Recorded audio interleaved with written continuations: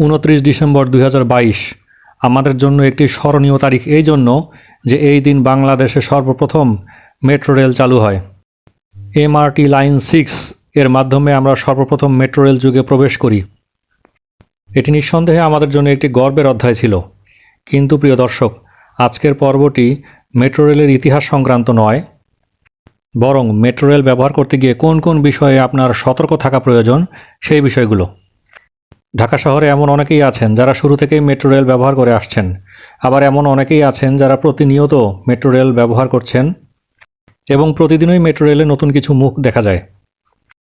অসাবধানতা এবং অসতর্কতার কারণে প্রায়শই বেশ কিছু দুর্ঘটনা সংঘটিত হয়, যা অধিকাংশ সময়ই লোকচক্ষুর অন্তরালে ঘটে যায়, আবার অনেক সময় প্রকাশ্যেই ঘটে। দর্শক, মেট্রো রেলে ওঠার সময় সবচেয়ে গুরুত্বপূর্ণ বিষয় হলো নিরাপত্তা, ভদ্রতা এবং নিয়ম মেনে চলা। ট্রেনে ওঠার আগে লাইনে দাঁড়ানো, যাত্রীদের আগে নামতে দেওয়া এবং প্ল্যাটফর্মের ফাঁক খেয়াল রাখা অত্যন্ত গুরুত্বপূর্ণ বিষয়। ট্রেন আসার পূর্বেই সারিবদ্ধভাবে লাইনে দাঁড়াতে হবে এবং ধাক্কাধাক্কি করা যাবে না, যা প্রায়শই আমরা ভুল করি।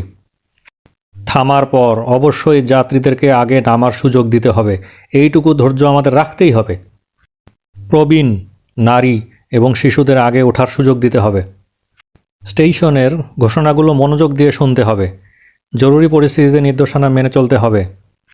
যেহেতু পিক আওয়ারে যাত্রীদের প্রেশার অনেক বেশি থাকে, তাই এই সময় নিজ নিজ মালামাল এবং ব্যাগ অত্যন্ত সতর্কতার সাথে রাখতে হবে, তা না হলে অনাকাঙ্ক্ষিত ভুল বোঝাবুঝির তৈরি হতে পারে।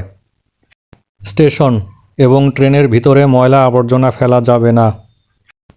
মেট্রো রেলে ওঠার পূর্বে যে কাজগুলো কোনোভাবেই করা যাবে না: পোষা প্রাণী বা বিপজ্জনক বিস্ফোরক পদার্থ বহন করা যাবে না। জরুরি প্রয়োজন ব্যতীত খাবার বা পানীয় গ্রহণ করা যাবে না। গেট টপকানো বা নিয়ম ভঙ্গ করার মতো কাজ একেবারেই করা যাবে না। চলন্ত সিঁড়ি ব্যবহারের সময় সাবধান থাকতে হবে। দৃষ্টিহীনদের জন্য ট্যাকটাইল পথ খালি রাখতে হবে।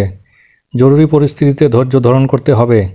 এছাড়াও স্টেশন এলাকায় ঘুড়ি বা ফানুস ওড়ানো থেকে বিরত থাকতে হবে, কারণ এগুলো বৈদ্যুতিক সিগন্যাল ব্যাহত করতে পারে। দর্শক, আসুন আমরা সকলেই সতর্ক হই এবং নিয়ম মেনে মেট্রো রেলে যাতায়াত করি। এতে শুধু আমাদের যাত্রাই সুন্দর হবে না, বরং মেট্রো রেল আমাদের সকলের সম্পদ, এই বিষয়টি মাথায় রাখতে হবে। ইমারত বিধিমালা এবং বিল্ডিং কোড অনুসরণপূর্বক ভূমিকম্প সহনশীল ভবন নকশার জন্য ডেসক্রিপশন বক্সে দেখানো নাম্বারে যোগাযোগ করুন। ভবন নির্মাণে ঝুঁকি না নিয়ে যথাযথ নিয়ম অনুসরণ করুন। প্রকৌশলী আহসান।